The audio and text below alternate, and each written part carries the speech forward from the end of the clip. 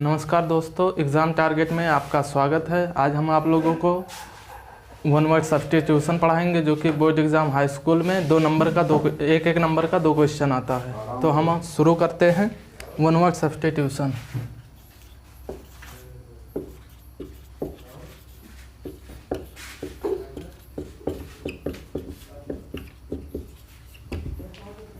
One word substitution, इसका ये हिंदी मतलब ये होता है कि अनेक शब्दों का एक शब्द, जैसे कि जिसको जीता ना जा सके उसे हिंदी में कहते हैं अजय। इसी तरह से हम इसको इंग्लिश में पढ़ेंगे, जो कि इंग्लिश ग्रामर में 2 नंबर का आता है बोर्ड एग्ज़ाम हाई स्कूल में। तो हम पहला लेते हैं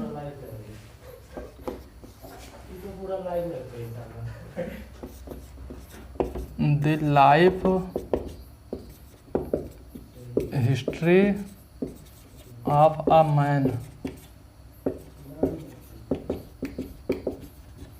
रिटन बाय हिमसेल्फ। इसको कहते हैं ऑटोबायोग्राफी।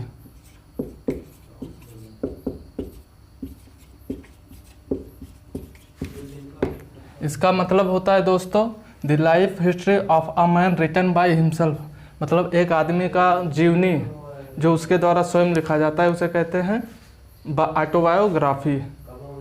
दूसरा हम आपके सामने लेते हैं a person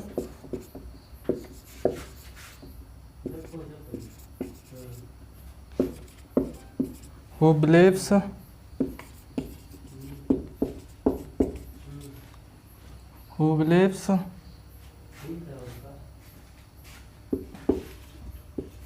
that there is no God। इसका मतलब, इसका वो एक शब्द होता है एथिस्ट। वन वर्ड सब्स्टिट्यूशन इसका होगा एथिस्ट।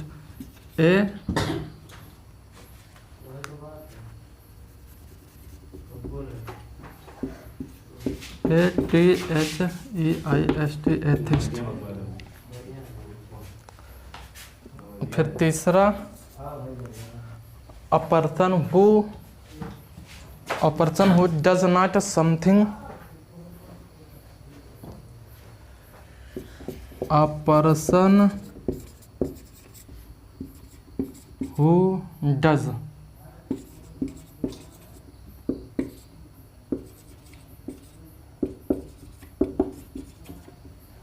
समथिंग नॉट प्रोफेशनली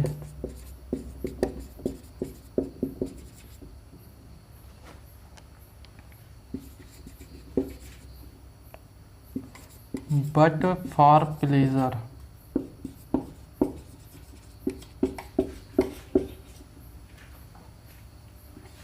इसका वन वर्ड सब्स्टिट्यूशन होगा अमेट्योर। AMATEUR अमेट्योर। फिर हम आपके सामने चौथा लेंगे अ person who residing, a person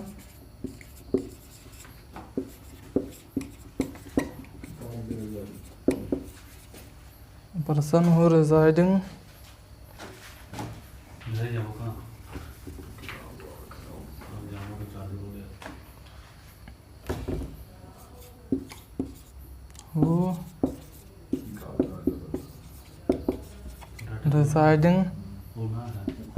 in a country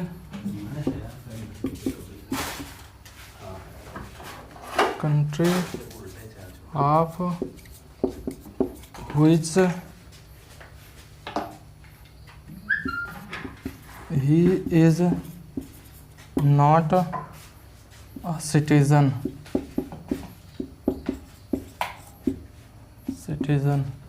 इसका वो वन वर्ड सब्स्टिट्यूशन होगा alien.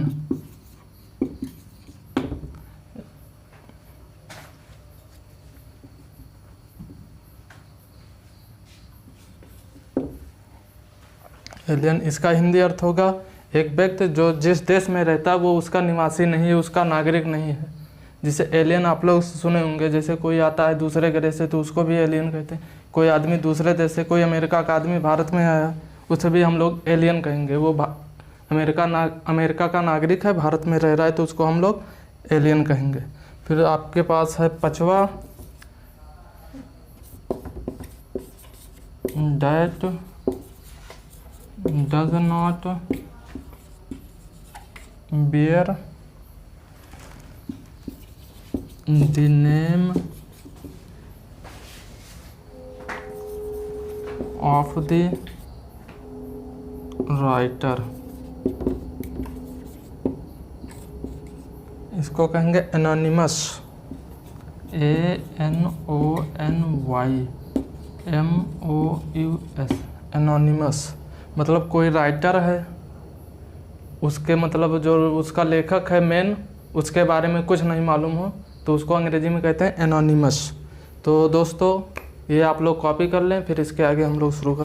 Government by a ruler who has unlimited power, इसको अंग्रेजी में कहते हैं ऑटोक्रेसी। इसके लिए एक शब्द होता है वन वर्ड सब्स्टिट्यूशन। ऑटोक्रेसी मतलब राजा एक तरह का होता है किसी देश का, मतलब जो गवर्नमेंट होता है, रूलर होता है, जो राज करता है, वही होता है जिसके पास अथाह शक्ति होती है, उसे अंग्रेजी में ऑटोक्रेसी कहते हैं। फिर इसके आगे आएंगे diplomatic representative of one country in an other, मतलब एक देश का रिप्रेजेंटेटिव होता है जो दूसरे देश में रहता है, उसको अम्बेसडर, अंग्रेजी में अम्बेसडर कहते हैं। जैसे भारत का कोई रिप्रेजेंटेटिव है वो दूसरे देश में है तो उसको अम्बेसडर कहते हैं। हर देश का हर देश में अम्बेसडर रहता है। फिर इसके आगे आता है अ ट्रेवलर इन स्पेस, इसको अंग्रेजी में कहते हैं एस्ट्रोनॉट। जैसे अंतरिक्ष में लोग, वैज्ञानिक लोग शोध के लिए जाते हैं तो उनको हम लोग एस्ट्रोनॉट अंग्रेजी में कहते हैं। इसका हिंदी होता है अंतरिक्ष यात्री। एन असेंबली ऑफ लिसनर्स, इसका अंग्रेजी में वन वर्ड सब्स्टिट्यूशन होगा ऑडियंस।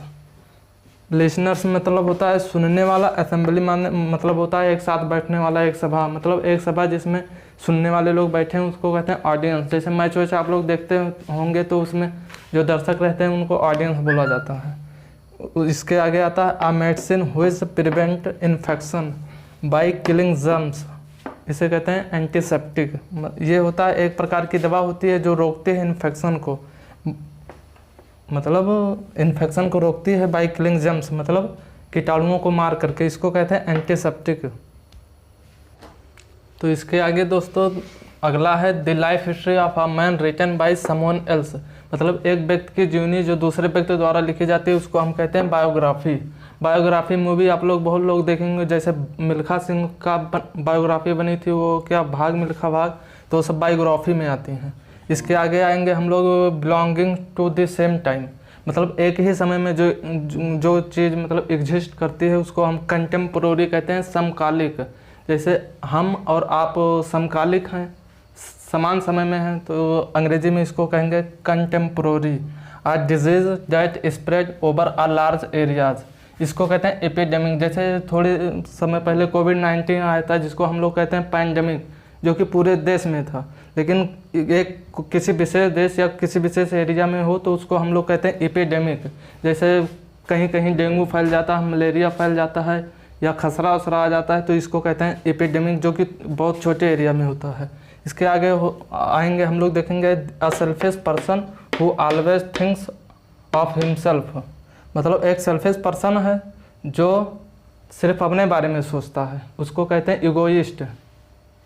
इसके आगे a person who lives his own country and goes to live in another country, इसको कहते हैं इमिग्रेंट। इसका हिंदी होता है शरणार्थी, जो एक देश छोड़कर दूसरे देश में बसने के लिए जाता है, रहने के लिए जाता है, उसको कहते हैं इमिग्रेंट। जैसे किसी दूसरे देश से कुछ लोग आ जाते हैं बस, या जैसे हाल ही में मतलब 10-15 साल पहले पाकिस्तान, अफ़गानिस्तान और दूसरे देश से, अभी हाल ही का मतलब वो न्यूज़ है अफ़गानिस्तान वाले, उसमें दूसरे देश के लोग, उस देश के लोग दूसरे देश में बसने के लिए गए थे, तो उन लोगों को हम अंग्रेजी में कहेंगे इमिग्रेंट। इसके आगे हम देखेंगे स्पोकन विदाउट प्रीवियस प्रिपरेशन, जैसे अचानक कोई चीज़ हो, बिना किसी तैयारी के कोई चीज़ बोला जाता है तो उसको हम लोग अंग्रेजी में कहते हैं एक्सटेम्पोर। जैसे नेताओं का भाषण होता है जो बिना तैयारी के जाते हैं, कुछ लोग तो तैयारी करके जाते हैं, लेकिन जो बिना तैयारी के जाते हैं और बोलते हैं उनको हम कहेंगे एक्सटेम्पोर। अगला है 17वां one who believes in fate, इसका वन वर्ड सब्स्टिट्यूशन होता है फाइटलिस्ट, मतलब वन हु जो विश्वास करता है फेट मतलब भाग्य में, भाग्यवादी जिसे कहते हैं उसे फैटलिस्ट कहते हैं, वन वर्ड सब्स्टिट्यूशन अंग्रेजी में। For which no salary is paid, मतलब कोई काम होता है जिसके लिए कोई सैलरी नहीं दी जाती है, उसको अंग्रेजी में कहते हैं ऑनररी। इसका वन वर्ड सब्स्टिट्यूशन होगा for which no salary is paid, इसका वन वर्ड सब्स्टिट्यूशन ऑनररी होगा। अगला है that can not be read, मतलब जिसे पढ़ा नहीं जा सकता, अपठनीय जिसे हिंदी में कहते हैं इलिजिबल। इसके आगे है a person widely known for evil deeds, मतलब एक व्यक्ति होता है जो मतलब अपने बुरे कामों के लिए विख्यात होता है, जाना जाता है, तो उसको हम अंग्रेजी में कहते हैं नोटोरियस। इसका एंटोनिम्स होता है फेमस, जैसे कोई अच्छा काम करता है तो वो फेमस होता है, तो कोई जो बुरा काम करता है उसको नोटोरियस कहते हैं अंग्रेजी में। इसके आगे है which is no longer in use, मतलब कोई चीज़ है जो बहुत समय से यूज में नहीं है, प्रयोग में नहीं है, जो ऐसे रखी हुई है, उसका वन वर्ड सब्स्टिट्यूशन होता है ऑब्सोलीट। इसके बाद है अ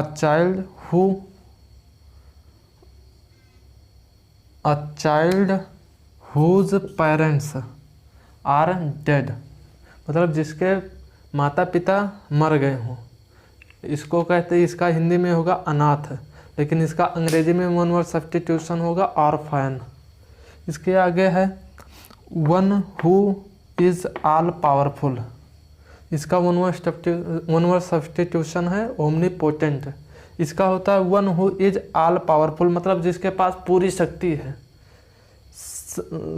मतलब क्या कहते हैं सर्वशक्तिमान, तो सर्वशक्तिमान का अंग्रेजी होगा ओमनीपोटेंट। अब इसी के साथ हम लगा देंगे ओमनीवोरस, तो मतलब बोरस मतलब होता है वो रूट वर्ड है, मतलब जो सब कुछ मतलब खाना, और ओमनी हो गया जो सब कुछ खाता हो, तो जो मतलब सर्वाहारी हो उसको ओमनीवोरस कहते हैं। इसी ऐसे ही मतलब जो सबसे शक्तिशाली हो उसको ओमनीपोटेंट कहते हैं। इसके आगे है 24वां that can not be seen through, मतलब कोई ऐसी चीज़ है जिससे इस पार से उस पार ना देखा जा सके, जिसे कहते हैं हिंदी में अपारदर्शी, तो इसका अंग्रेजी होता है वन वर्ड सब्स्टिट्यूशन अपेक। इसके आगे है अ लवर ऑफ बुक्स, मतलब जो किताबों से बहुत प्रेम करता है, जो जैसे किताबी कीड़ा, तो इसका वन वर्ड सब्स्टिट्यूशन होता है बिब्लियोफाइल। इसके आगे है a lover of Mankind, a lover of Mankind, इसका वन वर्ड सब्स्टिट्यूशन होता है फिलैंथ्रोपिस्ट, मतलब जो मतलब मनुष्य के हित में जो सोचता हो उसे फिलैंथ्रोपिस्ट कहते हैं। इसका अंग्रेजी है philanthropist, a lover of Mankind, philanthropist. A child born after the death of its father, मतलब एक बच्चा जो पैदा होता है अपने पिता के मृत्यु के बाद, जैसे कोई बच्चा पैदा हुआ उससे पहले उसके पिता अगर मर चुके हैं तो उसको कहते हैं posthumous. A man whose wife is dead, जिसकी पत्नी मर गई हो उसे कहते हैं अंग्रेजी में वन वर्ड सब्स्टिट्यूशन इसका होगा विडोर। विडोर इसका मतलब हिंदी होता है विधुर। A speech made for the first time, मतलब कोई स्पीच है उसको फर्स्ट टाइम डिलीवर दिया जाए तो उसको कहते हैं मैडन, मतलब कोई चीज़ पहली बार हो उसे मैडन कहते हैं। One who looks as the dark side of things, मतलब कोई चीज़ हो उसका एक पॉजिटिव साइड होता है एक नेगेटिव साइड, हम लोग उसकी नेगेटिव साइड को पेसिमिस्ट कहते हैं। A man who can neither read nor right, मतलब एक आदमी है जो ना तो लिख सकता है ना ही पढ़ सकता है, उसको अंग्रेजी में कहते हैं इलिटरेट, मतलब अनपढ़। That which can not B tamed, मतलब जिसको सभ्य ना किया जा सके, जंगली आदमी जिसको कहते हैं ना कि ये सुधरेगा नहीं तो जंगली, उसे को कहते हैं wild.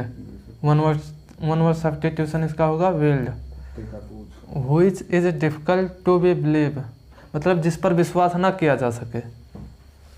Which is difficult to believe, जिस पर विश्वास ना किया जा सके, इसका अंग्रेजी होगा इनक्रेडिबल, अविश्वसनीय। Which can not be corrected, मतलब जो सही ना किया जा सके, इसका वन वर्ड सब्स्टिट्यूशन होगा incorrigible. Incorrigible INCORRIBLE, incorrigible. The murder of one's brother, मतलब अपने भाई की हत्या हो तो उसको कहते हैं fratricide, FRATRICID, fratricide. Fit to be chosen, मतलब विकल्प है तो जो चूज करने योग्य हो, चुनने योग्य हो, उसको कहते हैं eligible, ELIGIBLE, eligible. A person with long experience, जिसके पास बहुत लंबा अनुभव हो, अनुभवी जिसे कहते हैं, इसको अंग्रेजी में कहेंगे veteran. That which is fit to be eaten, मतलब जो खाने योग्य हो उसको कहते हैं edible. That which is fit to be eaten, खाने योग्य कोई वस्तु है उसको कहते हैं ईडिबल।